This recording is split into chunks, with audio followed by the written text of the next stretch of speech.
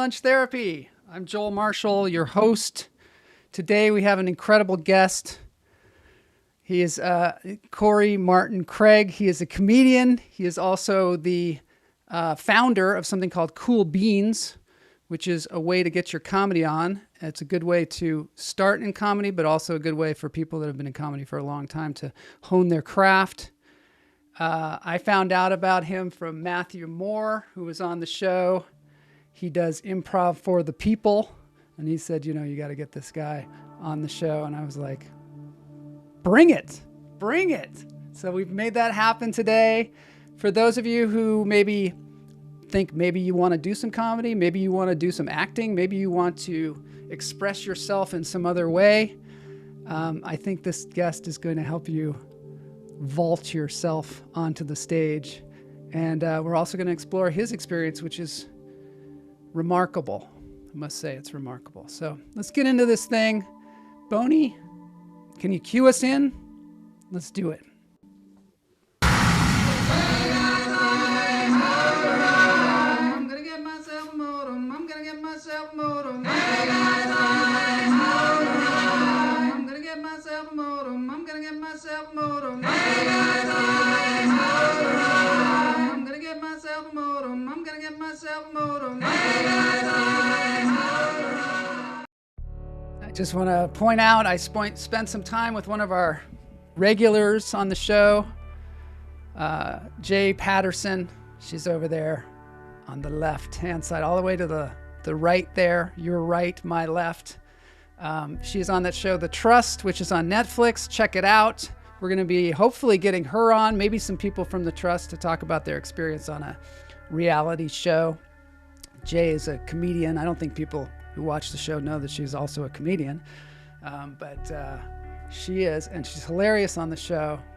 So hopefully we're going to have a few clips of her on Tuesday and have her on the show again soon. So, but today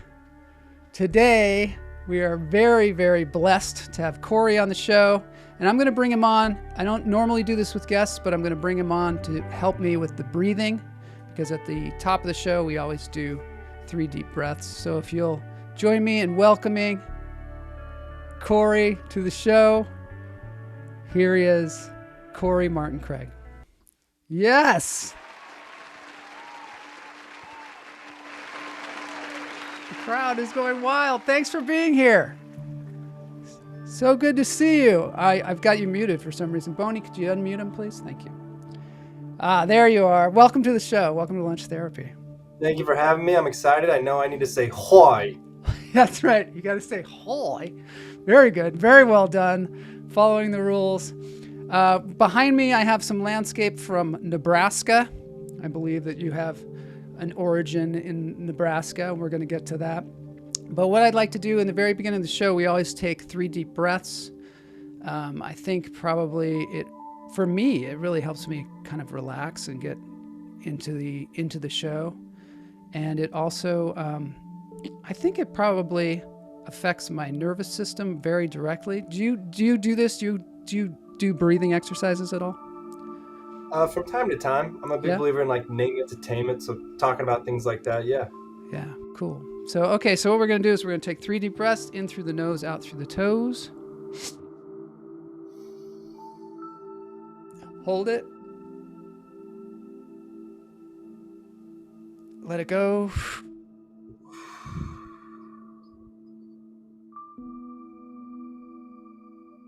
In through the nose, out through the toes.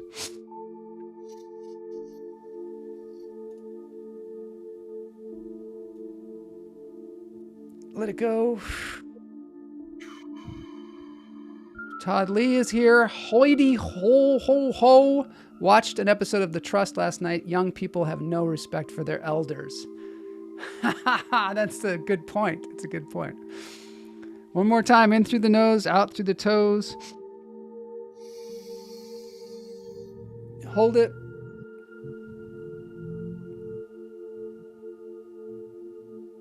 Let it go. I wonder if that's an American thing, to not have respect for the elders. It seems like in other countries, maybe they have a little bit more respect for their knowledge and experience. Here in the United States, we seem to have some kind of weird ageism sometimes. Happy Friday! Hoy, hoy, hoy, hoy! Pam Palmieri is here. Pam is a budding comedian in Michigan. And she has just started doing, so she's been over there doing some comedy in Detroit. And nice. So that's cool. We've kind of inspired her to get up on the stage. So it's really fun to see. Corey, you run Cool Beans, right? You founded that. Is that true? Is that what's going on? Cool Beans Comedy. We do that out of the Ice House in Pasadena. We work with kids and adults, and then they have a final showcase. Last showcase had America's Got Talent. Disney was scouting a lot of the people because inevitably, what we try to preach is just be yourself. Talk about your truth. Be vulnerable. The more vulnerable you are, the more relatable you are with an audience. So yeah, I love that. I love that. That's so cool. All right, I'm going to bring you into some hand pan here by this guy, Colin Folk. Do you know about the hand pan at all, or about hang drum, anything like that? I'm very loosely familiar, so I'm excited to see some of this. All right, cool. Let's do this thing. So this is Colin Folk. He's been on the show before, and they're playing the hung. This is called a zenith hand pan, I believe, or I don't know, maybe a different style, maybe. But anyway, he makes his own hand pans.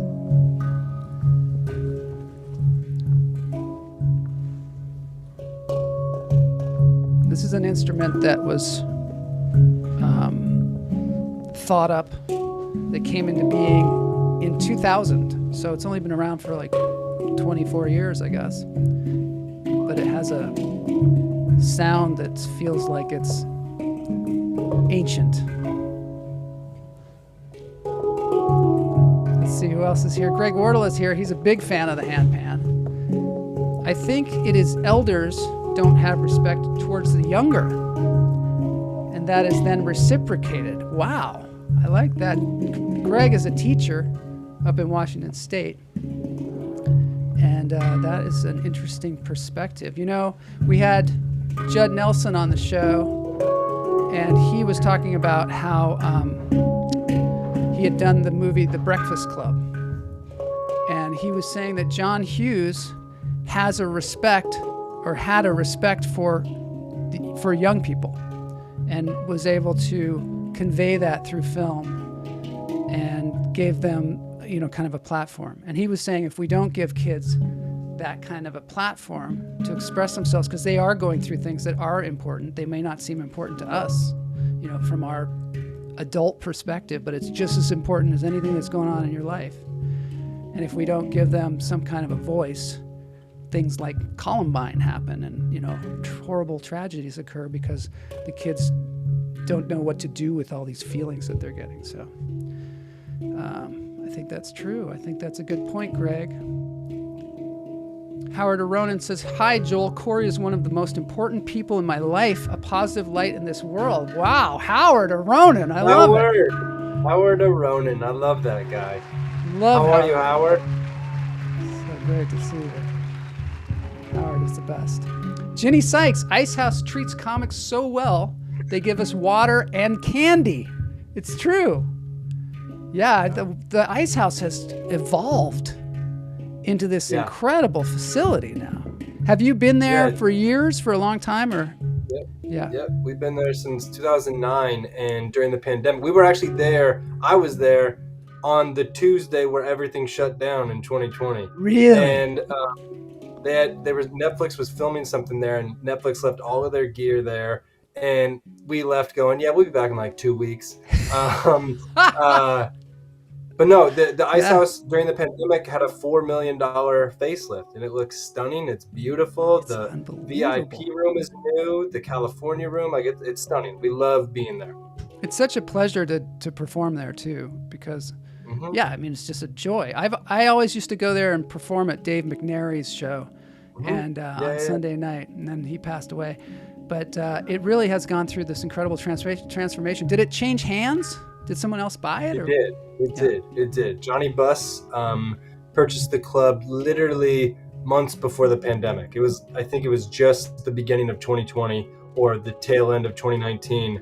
And all throughout the pandemic, they just took their time making sure that they did the remodel to the degree that they wanted to do it. It's beautiful now.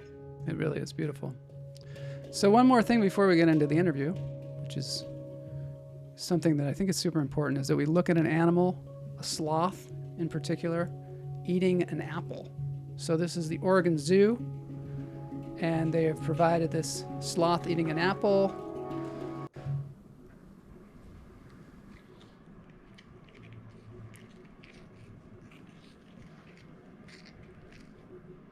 I love this.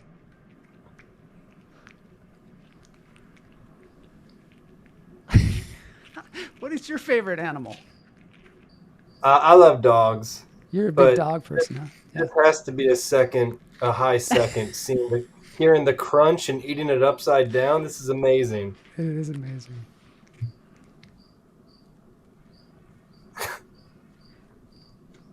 All right, let's see. Ginny Sykes is here, and she loves animals. Love the red green room. Great left turn. Oh, interesting. Oh, this is NASA's high definition view of the planet. Sometimes it's good. Oh, wow. This just totally switched to the Monterey Bay Aquarium. I guess since we were looking at animals, they thought maybe we want to look at some fish. But I don't know what's going on there. So anyway, let's get into this thing called Lunch Therapy Interview Friday.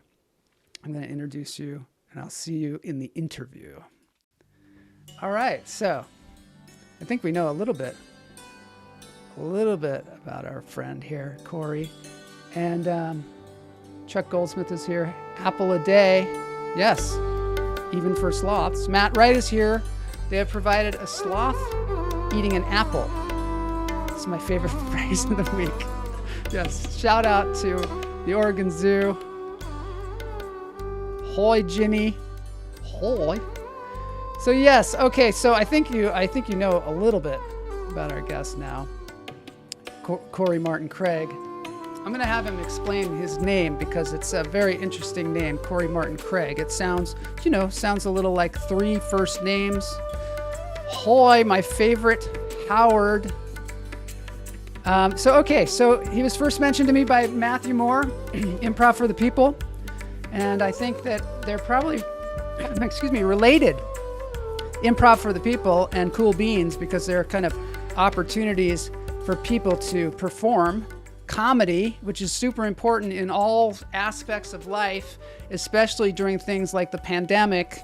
Comedy was super important now through all kinds of awful things that are going on, war and strange politics and weird factions in the United States that we know, and we're definitely in need of comedy all the time, and some comedy that just takes us away from all of that. Matthew Moore studied with Cool Beans, and he said it was just like a fantastic place to study stand-up comedy. And it's run out of the Ice House in Pasadena, like we said. But the thing about Corey is he is also a motivational speaker. He is also obviously a stand-up comedian and an actor as well. And he's been seen on multiple television shows such as Shameless, 911, Superstore. He's been seen on Nickelodeon, the WB, NBC, Showtime. So let's get him on here. Let's find out how he does it. Ladies and gentlemen, this is Interview Friday with Corey Martin Smith. It's Corey Martin Craig. I'm the worst with that name.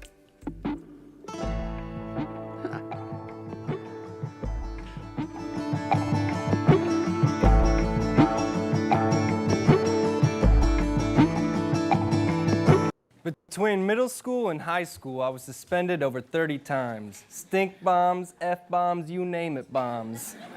The worst thing I did in school, smashed my backpack through the principal's glass coffee table. Did he deserve it? Debatable. He was short and bald with a Napoleon complex. He called me troublemaker. I called him Elmer Fudd. Troublemaker, a person who habitually causes difficulty or problems, especially by inciting others to defy those in authority. And you guys gave me a microphone and an audience. By the time I was 11, I was diagnosed with ADHD, Tourette's, and OCD. ADHD, I was just hyper, intelligent, and full of life. Tourette's, I just loved to cuss. I cussed because I was mad at the world for taking my father from me. Those labels made me feel inferior. I was taught that Corey Martin Craig was a bad child, an underdog without a future. With nothing to lose, I acted out more to the point I was given multiple medications to try and fix my problems. Did that medication settle me down? No. Did I stop cussing? No. What did the medication do? Make me fat. I weighed 10 pounds more as an 8th grader than I do today. Where'd the curls come from? I wanted to fit in for once and look like NSYNC's Justin Timberlake. I could do no right. I was locked up twice for angry outbursts. I was up against the wall and was plummeting. Labels and medications were a negative death hold on me. Alone, I cried frequently and dreamed of being someone else. There were days after being told that I was the worst student that ever walked through the doors and being called fat ass, that I'd walk home, pick up a knife, and ask myself, is today the day? Let's squash negativity. We, as a society, are too quick to judge and to diagnose. We are conditioned with negative thoughts, feelings, emotions. Let's rock positivity. Let's celebrate environments where kids feel safe to explore their talents and the true, genuine person they are instead of being shunned. Let's celebrate positive labels and outlooks. Let's nurture and lift hopes and dreams. Life is a choice, and you are in control of it. It starts with one belief in yourself, accept, one desire to strive for a goal, and one positive ripple towards another person daily, empower, one team, and one outcome, achieve. I have fully accepted that negative label, and now look at it positively. To me, Steve Jobs, Martin Luther King, Nelson Mandela were all troublemakers.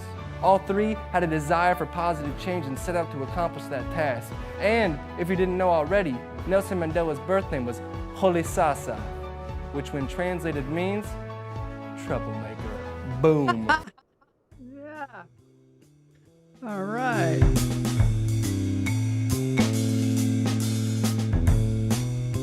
Yeah. All right. Yeah, boy. I love that. Troublemaker. 100%. 100%. That's incredible. So, do you do motivational speaking on a regular basis now, or is that something you do? The pandemic definitely shifted some things, but Yeah. I still go and do that. Like I've given speeches to corporations, universities, middle schools, elementary schools. So I've definitely, had my fair share of big auditoriums, small classrooms, and my favorite would be able to go into like the special ed rooms or the quote unquote bad kids, because that was me, and that's where the teacher, I go, hey, can I curse and can I get on their level? We're talking about elders to young, I Yeah. have to go like, hey, let me get on your level. And so that was my favorite, just to be able to be like, hey, you guys are the rubber band, man. So yeah. Mm-hmm. Do you find yourself connecting with children a lot? Like you read to kids too, right? Or you have in the past, right?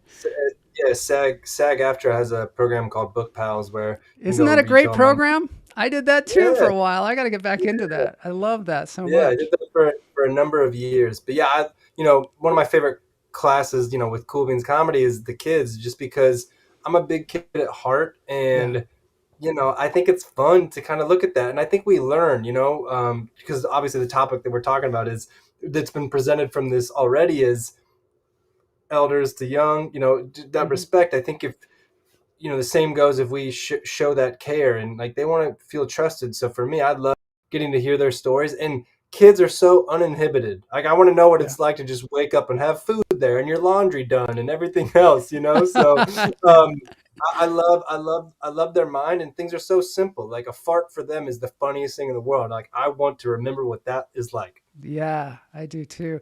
Now when you were a young kid, you had a mentor, right? That came and kind of helped you out. Can you tell us a little bit about that? Because I think that's so interesting. Absolutely. So in Nebraska, and my light went out. My apologies. I'll figure that out. Boney, help him out. Boney, please, you're dropping the ball.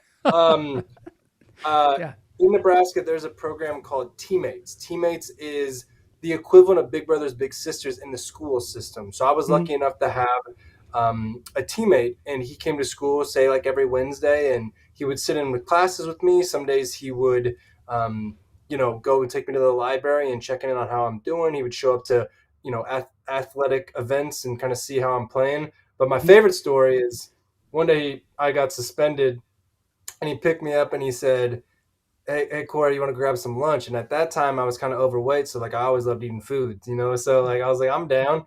And he picked me up, and Lincoln is set up like the Great Gatsby. Like north side of town is poor side of town, and south side of town is rich side of town. And I was poor side of town. He picked me up, we kept driving, and as we're getting to the south side, I'm like, all right, we're going to go like some rich food, like I'm down for this. And he took me to juvenile corrections, and Oh, he knew the head of juvie, and he locked me inside of a cell for 10 minutes. And as we're oh going my home, he God. even stopped for lunch. And I was like, what are we doing here? Like, I was told there was lunch. And he goes, I need you to think about your choices. And I was like, my choice right now is I don't like you, but like those moments where, things connect. And I think sometimes if you really love and trust someone, which I did with my mentor, um, those impactful moments can be hard, and they can make you think. And that was something that I'll never forget, and it really changed who I was. Wow. And did he follow some kind of philosophy or something, or did your mentor?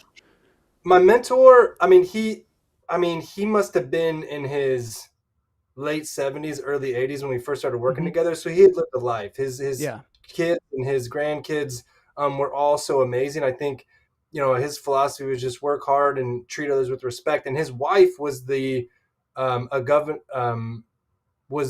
of Nebraska. So he was the first gentleman of Whoa. Nebraska. So I was, Wow. coming from little Havelock Avenue into like the elite of Lincoln, which isn't, saying much, but it was still Lincoln, where it was like, wow, we got to go to this hotel and see these crazy, what I mean? Like that. Yeah. Wow. Did Yeah. you ever play sports? I loved sports. Sports was Yeah. my outlet before I found acting and things like that, and also medication, which made me over Joel farts. Um, uh, uh, but sports was everything. I would play Yeah. basketball in the snow, rain, soccer. I loved sports. Oh, wow. And do you find that helped you motivate yourself? Like, was Oh that a yeah, place that really like, things started to happen? I love your light going out. It doesn't matter. It looks fine. Oh, it there we does. go. I just can we make this? Can we make it stay, Boney? Thank you. Come on, Boney. Um, what I love about sports is where in art there is no end of the game. There is no finish line. There, I Mhm. mean, there's nothing like that. So sports had allowed you to, compete and kind of Right. have those, comparisons. And so Yeah. I did like that. And it gave me kind of purpose. And, you know, I think for any kid or any person, when you have something that is tragic, my dad dying, Yeah. I needed an outlet to deal with that frustration. Some people go inward, I go outward. My mom was killing with kindness. My grandma was like, "Can I curse on this?" Yeah.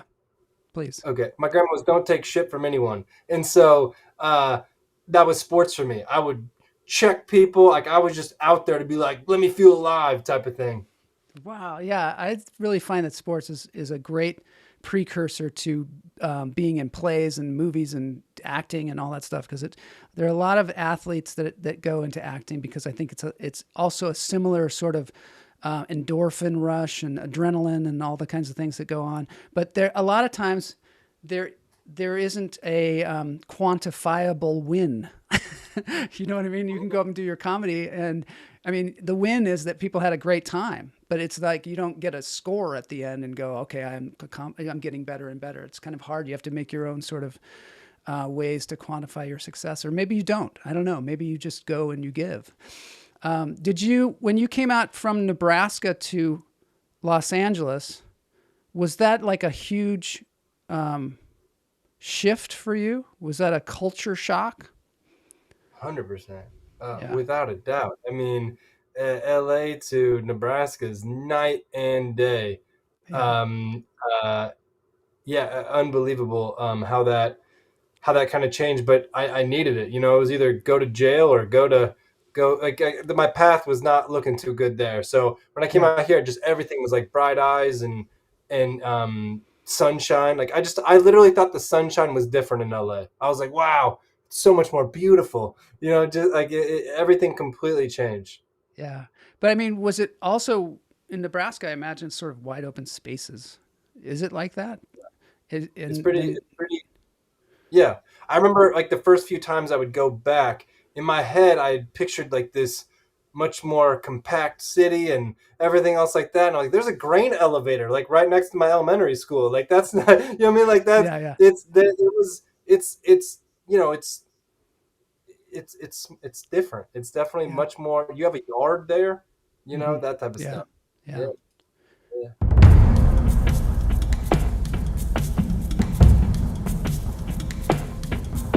Okay, so you come to Los Angeles.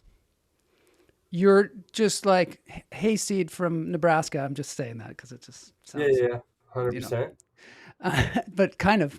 And what I mean, what did you do when you came here? Like immediately, obviously you got yourself on the right track somehow. Yeah, yeah. Because I got into the Los Angeles County High School for the Arts as a junior in high school, so I applied sophomore year Oh yeah, of high school in Nebraska, and I just remember at my interview to get into the school, I was like, guys, I know my permanent record says that I'm a terrible kid because I'd been suspended over 30 times. I was just like, yeah. please let me give it this chance, and they're like, okay. And so when I came out here, I was like, I gotta I had purpose. You know what I mean? Hmm. I think like with arts, you're talking about sports. I think if people feel that they have purpose and they feel like they're heard, things change. In Lincoln, I didn't think there was much going on, but then to come out here and get to do what I love every single day, that completely enveloped me and my choices. You know what I mean? I didn't have to act out. It was like, well, I got to act in class, and Yeah, I enjoy this. So like, weigh the pros and cons. You know what I mean? Like, you can't get kicked out here. You get kicked out here, you're just gonna be in LA at some random school. You could have done that yeah. anywhere. So everything How did you changed. even find out about that? Did someone tell you about it? What happened? That's a fun story. I'm in literally sophomore year, Lincoln, Nebraska, Lincoln Northeast High School, and we're doing that popcorn reading, where it's like, I get a turn and then I'm going to throw it to you, Joel, and then Joel's going to throw it to somebody else. But the Mhm. kids in class all hated me because I was always the troublemaker. So it would be like, I'm throwing it to you, Joel, then you throw it to me, and then I throw it to somebody else, and they throw it back to me. And I was like, I hate everybody. And um, Yeah. just happened to be in English class. We read about the Fame School in New York. And Hmm. as I'm reading about Jennifer Aniston and how she got, half her day was regular school and then half her day was the arts. And I was like, what? I remember raising my hand and I was like, is this a real place? And they're like, oh, Yeah. yeah. And so I raised, and then I was like, can I go to the bathroom? And I went to the library and I printed out a list of all the magnet schools. And I was like, I don't want to go to New York because I'm already in the cold. I don't want more of that. I want to go to LA, and literally only applied to the LA County High School for the Arts. My special ed coordinator helped me write my letter and helped me prepare for it. And I had another special ed instructor who was in LA at like the time of me auditioning, because they send you a letter on like a Wednesday and it's like, hey, you need to be here on a Saturday. I'm like, that's different if you're in a different state. So Yeah. luckily I was able to come out. They drove me to it and I gave it my all. You know what I mean? Like when your back's against the wall, it's the idea of a closed mouth doesn't get fed. Like you have to speak up for it, you have to go for it, you have to have that hunger. And I had it all, and they gave me an opportunity. And in Lincoln, one day I'm walking home and there was the letter from the LA County High School for the Arts. And I remember um, taking it to my front step and I opened it and it said, Corey Craig placement in 11th grade math. And I knew I got accepted. And I walked to the corner where I could see my high school and I just flipped it off. And I was just like, I'm out of here. And it was it was a change, because sometimes you need those monumental moments Yeah. to give you permission to feel like you can change your ways. Hmm. And how were your mom and your grandma? How were they supportive of you doing this? They were. My grandma, who was like my dad, like Nan, she was sad, but we would always talk to each other. We would give each other hugs through the phone. We'd go, huh, and then she go, huh, and like that's how we'd give hugs. That's how we'd end the phone calls. my mom, I think she knew that I needed this opportunity, so we made it happen. And so she, presented me an opportunity to kind of follow dreams, but also more importantly, get a reset, which I think I needed. Yeah. Did you feel like you fit in with the other kids? Like, what were the other kids like? Very much artsy. It Yeah. was an art school, and so I'm coming from, a normal school. So I would walk around and they'd be like, "You're a jock," and I was like, "Is that an insult?" Like normally where I'm from, like that's a positive thing. I didn't know. Yeah, I didn't Oh, know it's a that's what negative thing, really. yeah. Oh yeah. But I mean, I learned so much, and some of these kids had insane amounts of money. Like I would go to these homes on Mulholland, and their guest house was bigger than the apartment we were living in, and I was just like, wow, you know what I mean? But to me, it just said like there's so much possibility, and it really just kind of changed my perspective. And I think I carry that same pay it forward mentality of like why I do what I do now, because I mean if that didn't happen, I don't know how my life would be in Nebraska. I just it wasn't for me. It just Mhm. wasn't for me. And did you take to it immediately as far as acting goes and performing, or was there anything that kind of made you nervous, or did you feel more comfortable in doing it? Um, in class, like I was fine. I was able to be myself. I think after high school and like getting into auditions, I was always like very timid. You know what I mean? Like I like just kind of took me a minute to kind of get out of my shell. But I think the way I kind of carry myself changed when I started doing some stand up. It gives you confidence that Yeah. not that you can take an acting class, but it's really it's the people that are like, I'm the best, and you're like, are you? But it's so subjective. It's like really at the end of the day, it's all confidence. You know what I mean? Yeah. If you're like, I'm the best, we're gonna be like, maybe. It's like being at an art Yeah. gallery and I'm just staring at the photo and I'm like, what am I seeing? And then somebody else comes over and they go, wow. You go, oh wow, I see that too. Like, you know what I mean? It's just one of those things where you're like, huh. That's so interesting that you say that, because that's what we were talking about with sports. It's like you either win or you lose. But with Yeah, this, you've yeah, got you don't know what's going on half the time. You have no no, perspective. It's really hard to get even a perspective on yourself. And then you meet these people that are just have this incredible confidence, and maybe they seemingly have no talent, but they go everywhere because that it's so important to have that. Sometimes I say, 90% of the acting game is self-confidence, and the rest is your ability to act. I think you can maybe even push that needle a little Yeah. bit more north. You know what I mean? Yeah. Because it's insane. Like, and who hasn't had the story of, oh man, I crushed that audition. You don't hear anything, and then Yeah. you're like, oh man, I ate the bed. And you're like, you booked it. Yeah. One time I called my manager and I was like, I think I'm done. I go, that audition was terrible. I think I'm done. And then later that night, they're like, you booked it. I was like, I hate life. I don't know what's happening. Give me a clear sign. Can I just get a Yeah. clear one? That type Yeah. of thing. Yeah. It is so confusing. So confusing.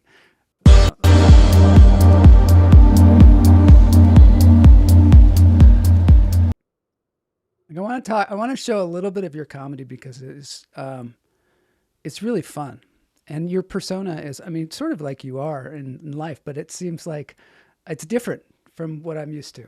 And maybe it's because you're from Nebraska. I don't know what it is, but anyway, this is just a nice one here. One, you look like Captain America, and two, Oh. And so I read the Toluca Lake Elementary School right down the street from me. And every week I go there and I ask the little kids, hey, how was your week? How's everything going? And this week, I went into the classroom. And before I said anything, one of the girls raised her hand. And I called on her. And she goes, two things. One, you look like Captain America. And two, you wore that shirt last week. I love that. I love that because the kids are, they're so honest. They're so honest. They don't, they just say what's on their mind. They ask you like, who's your agent? Stuff like that in this town. Yeah. And it's so much fun. But Oh. Greg Wardless says, I got a clear sign from life once. Unfortunately, it was get out. Yeah, we get that sometimes. Look, at least it told you. I want the definitive, decisive, clear moments, just like sports. Yeah. If they tell Yeah. me to get out, I'm down. Yeah. I love that your comedy though, because I mean, a lot of it is just your experience. Do you usually go from, like, when you teach comedy, do you go from people's personal experience, or do you have people write jokes, or how do you start somebody off? 100%. We do some writing prompts, like what's unique to you? What is unique about you? Because inevitably, we live with ourselves. However old you are, that's how much time you've been with yourself, right? And Yeah. there's nobody that's had more time with you than you, right? So you may not see yourself as unique and interesting in that one thing that you do.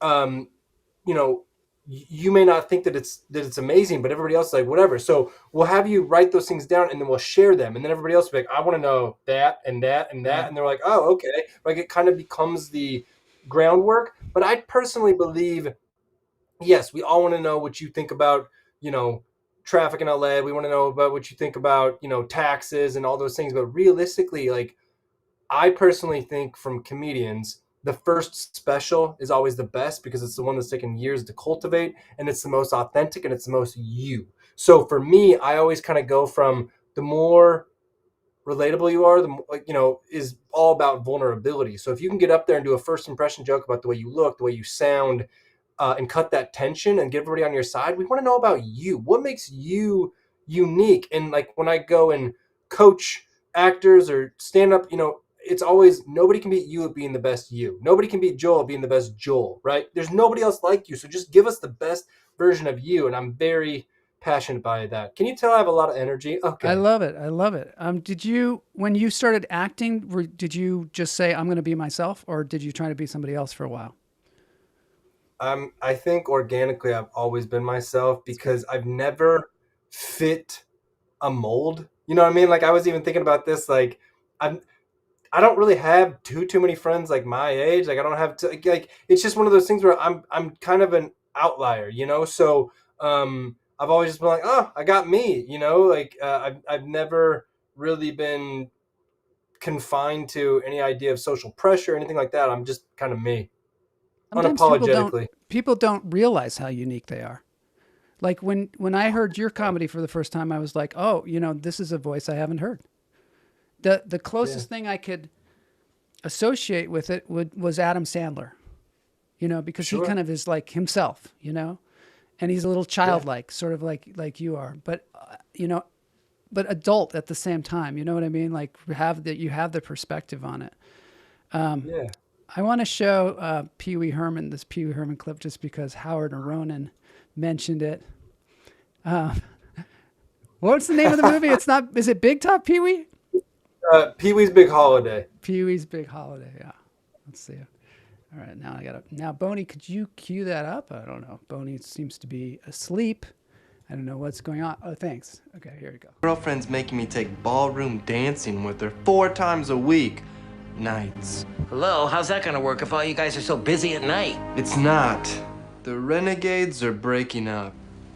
No! Things are changing. None of us have enough time to be in a band anymore. What am I supposed to do with my flutophone? Why don't you think about a solo career? Why don't you? Yeah. That's cool. I gotta see the comment from Greg Wardla. It's a book. Let's see what he says here. He says, and when you do have people write what is unique about them and you share it out, how many people nod their heads and say they connect with that person? So would those traits be unique, or would they be shared traits that then connect people together as they realize we aren't really unique at all, but a part of a human experience? That's a good, deep, thorough Yeah. perspective on that. I think ultimately I love the idea of the human perspective. I think, life is kind of finite. So it's like, we're not all going to be great at certain things. Like, I'm never going to go on American Idol because I can't sing like that. So those little pockets of what make you unique is what we want to celebrate. And, I do agree with you with the idea of relatability, because, people want to see more of that. But there are things that, like, I may not necessarily do myself that I want to hear more about, and I think inevitably, a big thought in comedy is what, who's stealing jokes. Well, everybody's gonna have the same jumping off point, the premise, but in terms of point of view, that's where I really want to kind of see you give your perspective, because your perspective of driving maybe with kids, mine, I don't have kids, so like it's different from that. Like there's all kinds of different ways. So I guess in the general scope of things, the premise and the relatability is a generalization, but then we get more prescriptive as we see the individual comic and point of view. Yeah. I do think connecting with the audience is super important, but also sometimes it's funny when you're like, oh my God, that person sees this a completely different way than I do. You know what I mean? Maybe the same thing, but a completely different way. Here's an interesting, he said, would then there be a difference in being unique as to having talent? What's the difference between being unique and having a talent? Maybe your uniqueness is the talent.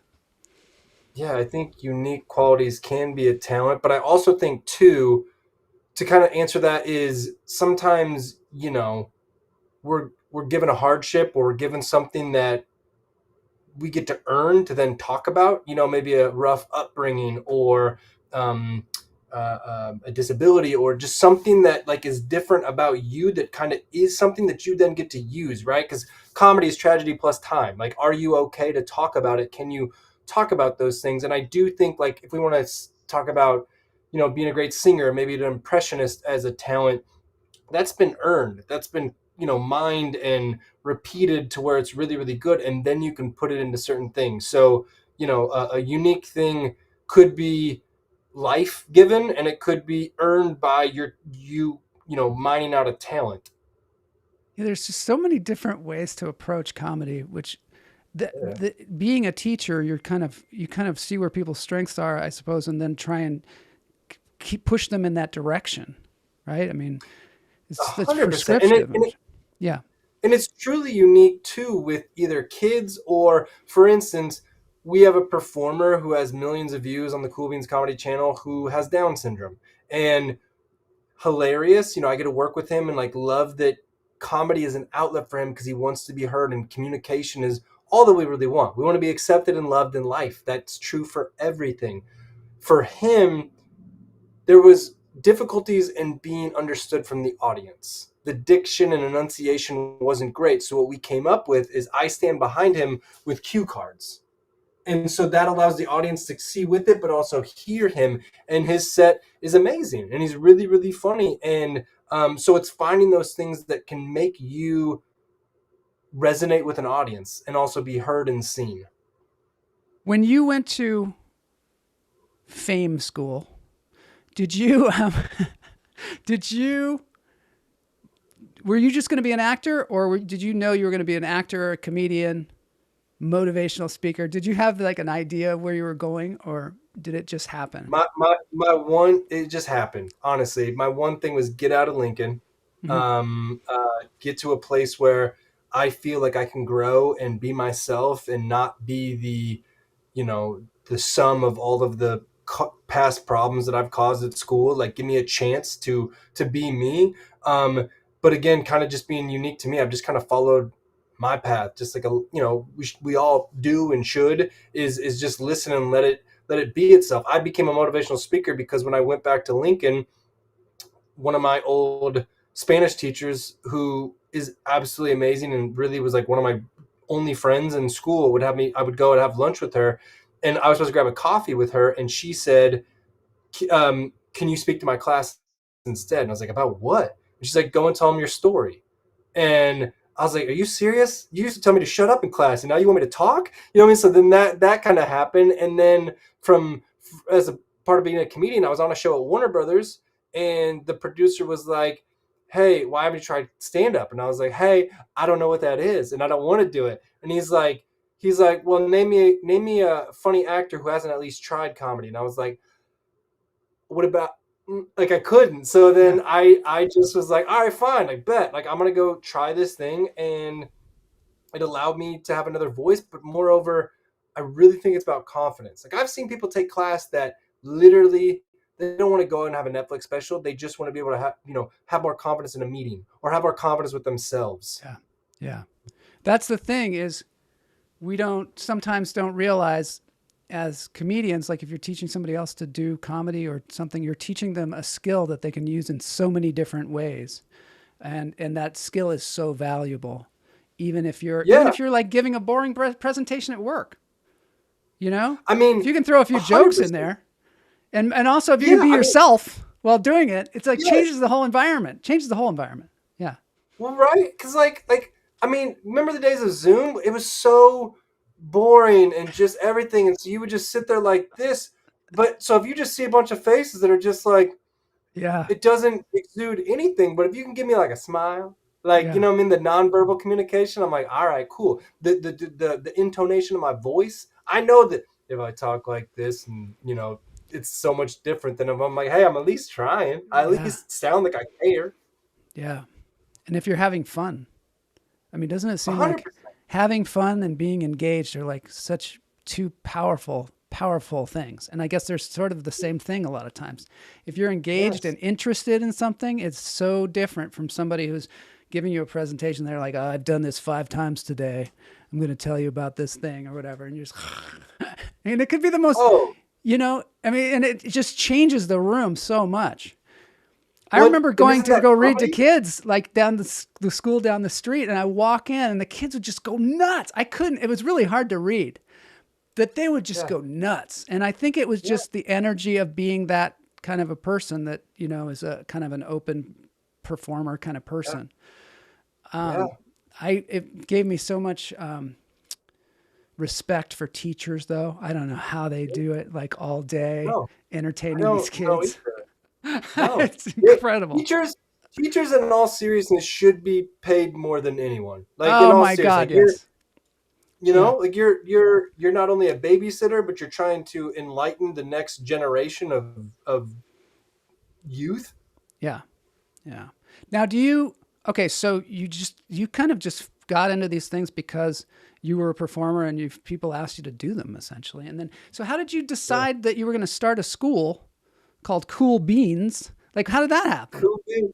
Yeah, absolutely. So I was challenged by a club owner to go and like do all these open mics, and open mics really affected me because I was just this gangly looking dude, looked like, Scooby-Doo, like I just was that guy. What do you mean Scooby-Doo? Shaggy. I looked like Shaggy.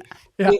And I went out there and it kind of crushed my soul. There was one show in particular where I went up and the comedian after me just literally riffed his entire set about making fun of me. What was that guy doing? And I was just like, isn't by that myself. the weirdest when people do that? Like, it's like, why would you do that? Like, and like comedy should punch up, not down. Yeah. You know what I mean? I'm not, I've never said anything about you. You don't know me. Comedy should celebrate, right? And it really hurt me. And so anybody who's been through Cool Beans, I think Howard would agree with this.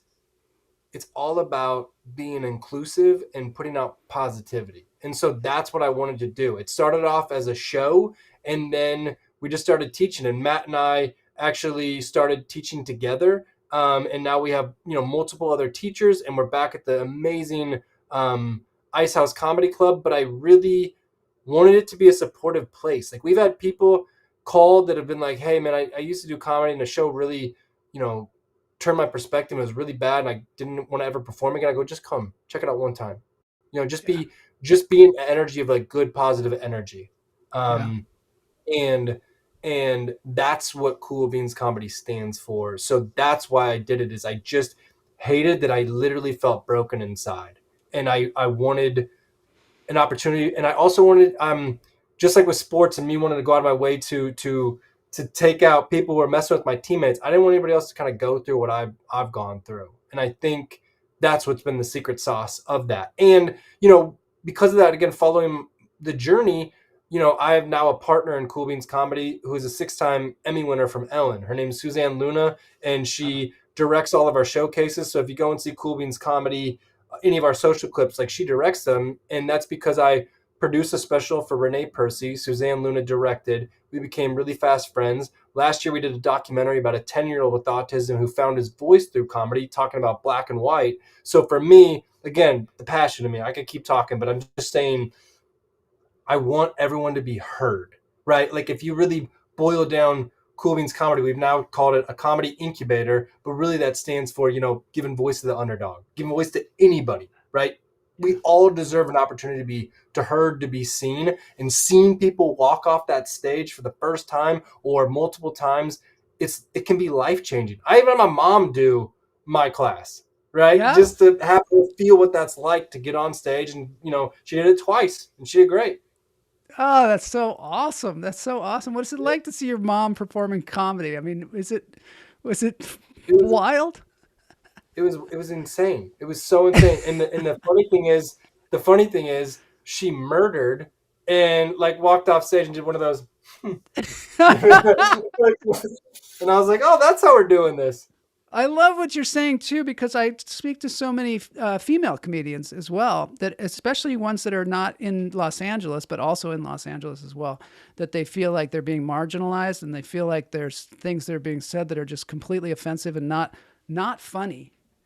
And they feel sort of like, and then they feel like they have to speak up, and they speak to the person who puts on the show or whatever. And then that person doesn't give them any credit for having that feeling. You know what I mean? They actually double down on it. Because there's so much, people think, oh, you're not letting me have free speech. I should be able to say whatever hateful thing I want in front of the microphone. So you get in this kind of dialogue that is circular and really difficult to make change. To go here. You don't even have to go up. You know what I mean? Go here, right? Like, that's why I think it's so potent and everybody deserves to be treated well. Like, what set Cool Beans apart early on with our shows is I would get the best comics around because I would ask them, but then you treat them with respect. Like, everybody knows in shows in LA, you're not getting rich. You're not making money. Yeah. So yeah. I would give, a nominal fee for them to come out, but I would write handwritten letters to them and like sign them and like everything else like that. And that gained respect. So from a producer standpoint, you treat people well. And also, if we're going to talk about female comedians getting on stage, you have to respect them. Because at the end of the day, what people don't understand, females, they control a room in an audience standpoint. They really control a room, right? So you have to treat everyone with respect, but also you should give more care and consideration to somebody who is going to have a harder time. So whatever producers are not doing that, or other comics who want to go and just bash on people or bash on women or whatever that is, like, to me, honestly, it's trash. It has no place to be here. Go and be your troll on social media and don't do it in the flesh to somebody else, because I'm over it. And I really do feel like life should be lived and being positive and be in this mindset. And anybody who has a problem with it, like, you deserve to get what's coming to you. Yeah.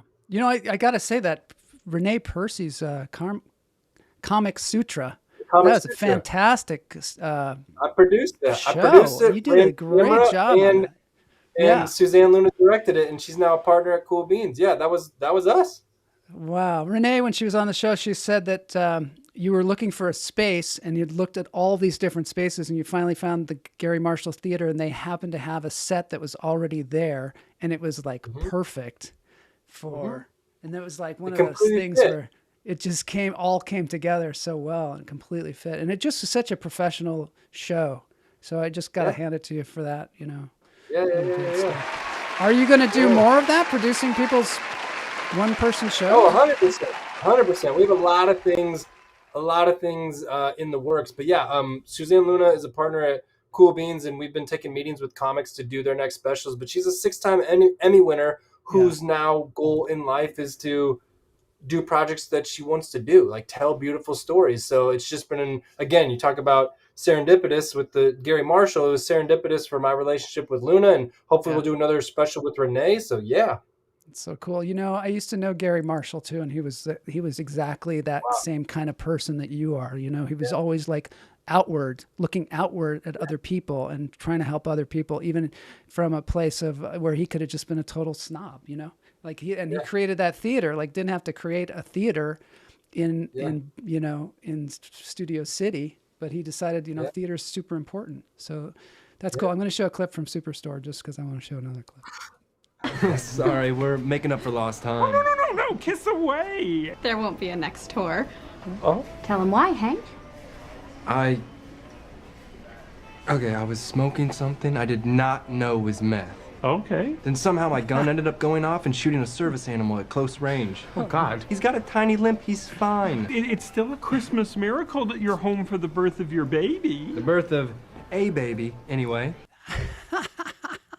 That is so funny. I love it. I love that. What was it like? Okay, so here you are, this guy from Nebraska, and you're walking onto these sets now. Are you intimidated by the set, or you just feel totally at home? What is it like say Superstore, when you went on that set? What was it like? Superstore was amazing because Nico Santos and I worked together on Mulaney. So when I saw him, he's like, Corey, and I was like, oh man, put yourself to ease. The way I describe going to set is like Thanksgiving dinner. You're a guest at somebody's Thanksgiving dinner, and you're like, oh, where do I sit? How are you guys loud? Do you like talk? Is it buffet style? Is it 5 course? Like it's like you kind of got to get a sense of it. Like if you walk on as a guest on somebody else's Thanksgiving dinner, and you're just like, oh, I'm gonna sit here. Like you're like, you can't do that. You got to at least read the room a little bit. So if you walk on set, the same idea, it's a little bit different. I think for me, what I try to practice is just gratitude. You know what I mean? It's a gift that you're going to do what you love. It's a gift that you get paid to do what you love. So anytime you get to go and do something, that is where you just kind of lean into that and you kind of get a sense, and then you kind of break through, you know?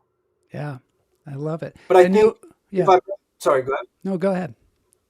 I was just going to say, like with Pee-wee, Paul Rubens was so giving. And what I noticed is like the really big stars, they're so giving and they welcome you. So I think that's something to be said, that when you get to that level, you get to see just absolute grace and humility from somebody who's made it. Yeah, you see kind of both ends of that spectrum. You know, you see the people that are just totally giving, and then the people that just show up, hit their mark, leave. You know, but sometimes, sometimes what comes across as snobbery for somebody who's like the lead on a series is just they're just trying to focus. They're trying to concentrate. You know, you always hear those 100%. Stories about like, don't look at them, don't do that. Sometimes it's just because that person has to stay in their zone, you know? So, but it's a really good lesson to be as giving as possible. And I think that's kind of the takeaway of this conversation for me, is always remember to, look outward and not be so stuck on the inside thing that's going on. And also pick up on opportunity and cues. Somebody says, hey, you want to speak to my classroom? There are people that would just like, no, I can't do that, just because they never did it or whatever. And a lot of times we have to like step into these opportunities. Like we have Jay Patterson, who's on the show The Trust. We had a guest on the show, Kim Clevenger, who's a casting director. And, I interviewed her or whatever. And then she went back to Kansas to do a show, like you maybe go to Nebraska and do a show. And I said, well, Jay, why don't you go out there and interview her for our show? So she went out there, interviewed her. And next thing you know, Kim got her in this reality show. And now she's like a big reality show star. So and she was like, Joel, you made that happen. And I'm kind of like, well, I facilitated it, but you made it happen because you stepped through the door, A closed mouth doesn't get fed. You know what I mean? Like if you see yourself worthy enough to want to go for something, you got to ask. Because at the end of the day, we're not mind readers. You know what I mean? Like if I can't know what you want, I can't help you. Yeah. What's the worst that could happen? No. Okay, that didn't hurt me. Yeah. Well, you're somebody that's gone through a lot of situations where you helped yourself. And that is very inspirational. Sometimes people think, oh, this person, they're leaving Nebraska, they're leaving their family behind and being selfish or whatever. And it's not that. You're making opportunity for yourself, and then you're also leading the way for other people. So somebody else might see this, who lives in Nebraska or Oklahoma or someplace where there's not surrounded by actors or performers or anything. And they'd be like, oh, there's a path. Yeah. Why don't I, Jennifer Aniston paved your path for you. I mean, she did. Pretty much. Yeah. You know what I mean? At least made you, but you had to go, I'm going to go look this up. Yeah. See what this is. So cool. Yeah. So thanks so much. I think we have to wrap it up, but thanks so much for being on the show. This has been wonderful inspiration. So I really appreciate it. Boney appreciates Love it it. too. He Yeah. actually stayed Thank awake you, through the whole Boney. thing. Yeah. And I Cool. appreciate that. Thank you, Boney. I forgot to tell you one thing. At the end of the show, we dance. We just play a Sure. little bit of somebody doing a cover song from YouTube. Yeah. And we just dance around a little bit. This is going to be a very danceable song. It's not Love long. it. And these are two guys. They're playing the song "Pump Up the Jam." I don't know if you've ever heard of that song. Okay. All right, let's do No, this I thing. dance as well as I sing, so get ready. Okay. I mean, it's not a contest. There are no contests. Oh, I wanted to ask you one more thing. Where do you stand on contests, stand-up contests? Do you do them or anything? I'm not for them.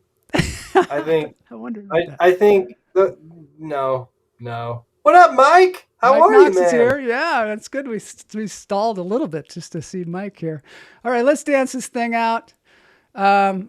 Thanks so much for being on the show. And we will see. And anybody who wants to look up Corey has his Instagram, which is just at Corey Martin Craig. There we go. I don't know why I have such a hard time with it. It's because I see it as 3 different names rather than like a whole thing. Something about that. Yeah. Corey, could you just tell us about how that relates to your grandmother, your name? Yeah, so my grandma used to always call me Corey Martin. Martin was her dad's name, so I was just known as Corey Martin. So during the pandemic, she passed, and so I changed my stage name to Corey Martin Craig because I feel her, giving me that power inside, and I feel that spunkiness inside of us. That's Corey Martin Craig. So at Corey Martin Craig and at Cool Beans Comedy. Yep, exactly. All right, let's do this thing. Let's dance it out. Dance break time.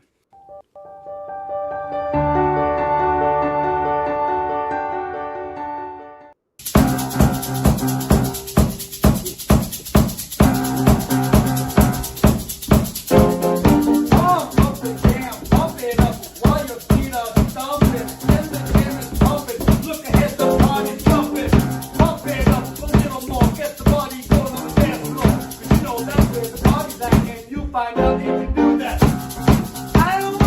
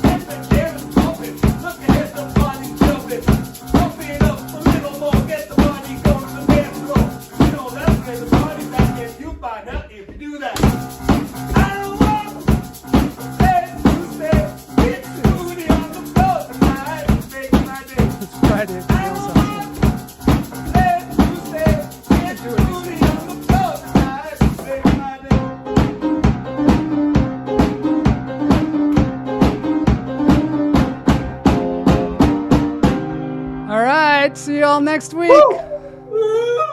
Thanks, guys. Boy. Bye. Bye.